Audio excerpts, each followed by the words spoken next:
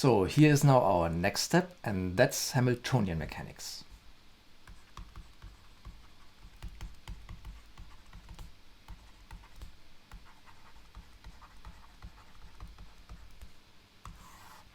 And we have heard this word Hamiltonian already before. I mentioned this in the context of the Schrödinger equation, and this relation is really, really central and important. What we are going to establish now is really useful to understand quantum mechanics. This involves two modifications of Lagrangian mechanics. The first one is to introduce so-called generalized momenta, which are simply these derivatives of the Lagrangian with respect to these generalized velocities. And secondly, we are replacing the Lagrangian by the so-called Hamiltonian, which is defined in the following way. Now we are back to using I as an index for our degrees of freedom and not for initial conditions. In order to see what this means, we first just look at this in Cartesian coordinates. So let's look at a particle in just one dimension, in which P is x dot and Q dot is just x dot, and our Lagrangian is 1/2 x dot squared minus v of x. And when we put this all together, we get the following Hamiltonian. First of all, we get the product of the momentum and the velocity from this term here. And then we have to subtract the Lagrangian. And now we have two minus signs, one here and one here. So this just becomes plus the potential energy. And these two terms we can combine into the following expression, which is of course just the kinetic energy. And so what we have here is therefore just the total energy.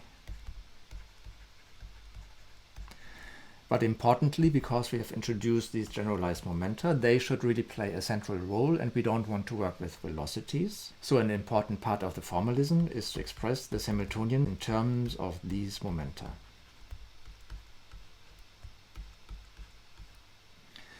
And now this looks very much like the Hamiltonian that I introduced when I discussed the Schrödinger equation. Only that we had operators where we here just have numbers.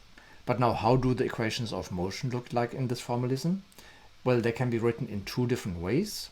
One which is practically very useful, and Hamiltonian mechanics turns out to be very useful as well. And another one which is conceptually very insightful. So these equations of motions are known as Hamiltonian's equation of motion.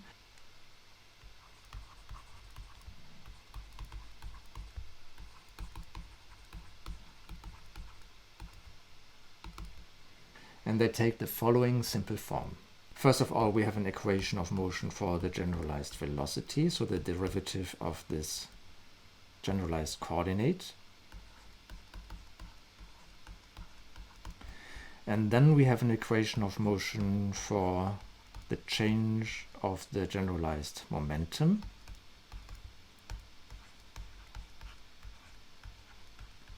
And this is this equation here.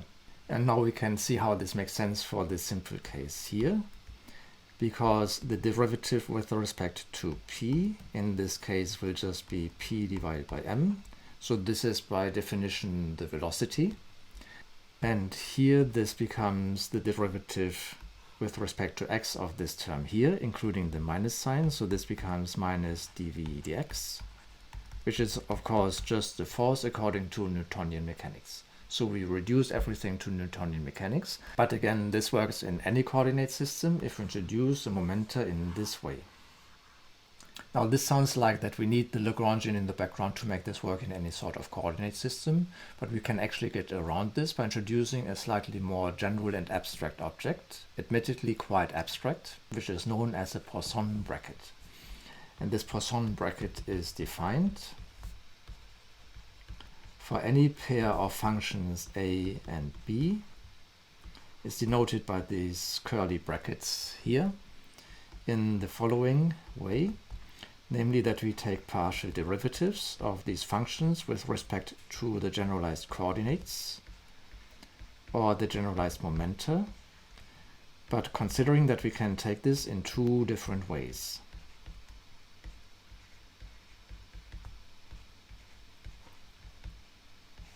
This is useful for many purposes.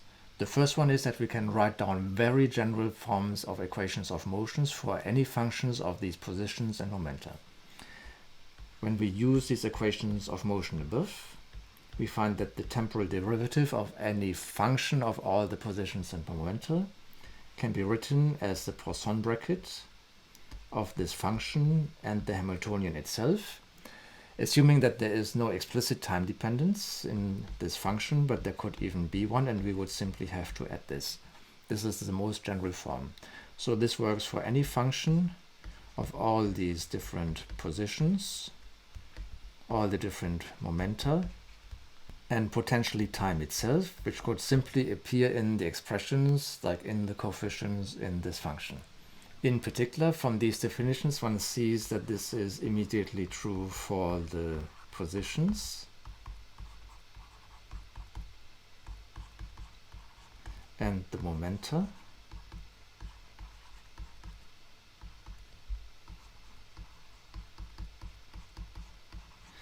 And the general case simply follows from here, because this will then look like the chain rule. So we will take some derivatives. This will give us derivatives as encountered in Hamiltonian's equation of motion. And this will be the factors that we get from the chain rule. And this applies to all the different terms. So this is simply a very abstract but compact way of writing down the chain rule. Let's see that this really works. So we can write AH as this sum here.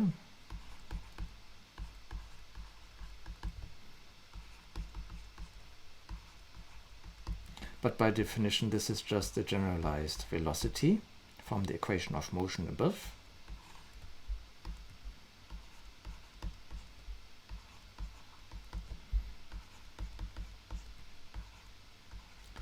And again, using the equations of motion here, this is just this derivative here. So this just becomes the following expression.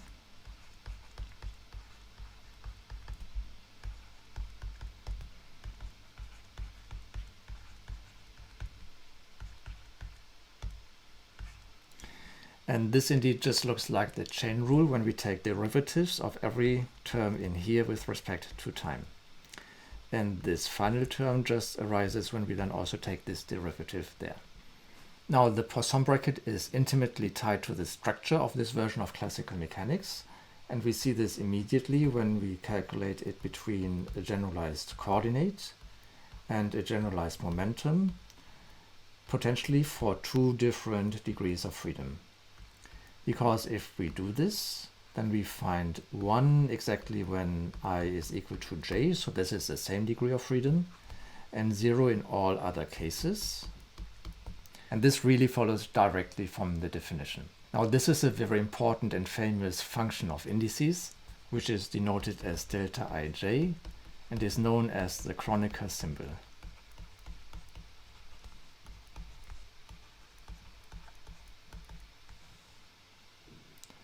Furthermore, from these definitions, we also find that the Poisson bracket between any two pairs of positions or any pair of momenta simply vanishes.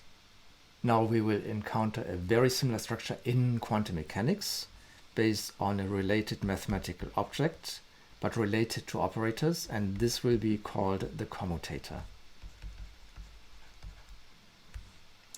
We don't need the Poisson bracket in this course, but it is really useful to know that it exists and that the same structure essentially appears also in classical mechanics. Now with this Poisson bracket, we can also make transformations within this framework of classical mechanics, the Hamiltonian framework, by insisting that our new coordinates, let's call them capital Qi, and the related generalized momenta capital Pi, fulfill exactly the same relations. Now this transformation will simply express the new coordinates in terms of the old coordinates, and let's take some index k here to enumerate them so that we don't mix these up with these indices for our new coordinates.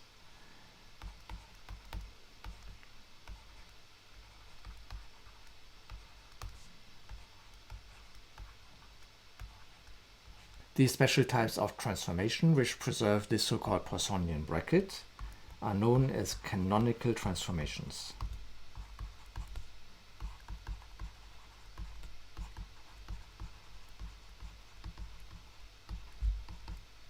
And now if our transformation is a canonical one, then the following will happen. We can find a new Hamiltonian, which is conventionally denoted as capital K, and this is a function of our new generalized coordinates and momenta, and potentially even time. And then our equations of motion will still take the same form as before, but expressed in terms of these new coordinates and momenta.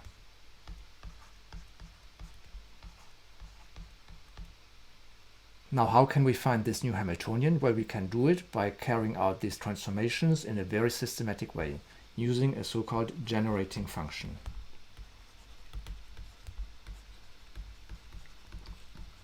So this involves a certain function, capital G, that we can express, for instance, in terms of our old and new coordinates. And in principle, it can again depend on time t.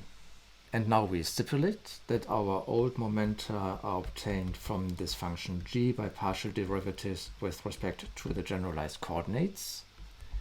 And the new momenta are obtained in a very similar way, but with a minus sign, and derivatives with respect to the new coordinates. Now, if we carry out the canonical transformations in exactly this way, then our new Hamiltonian K will be given by the old Hamiltonian H, but expressed in terms of our new coordinates and momenta, and the partial derivative of G, this generating function, with respect to time. And this can again be shown by using the chain rule. So Hamiltonian mechanics involves the Hamiltonian and the Poisson bracket, and both of them have a close counterpart in quantum mechanics. And this Poissonian bracket tells us something about the structure of this theory. The details of these canonical transformations are not so important to us, but they also serve as a bridge to another formalism which is also very closely related to quantum mechanics.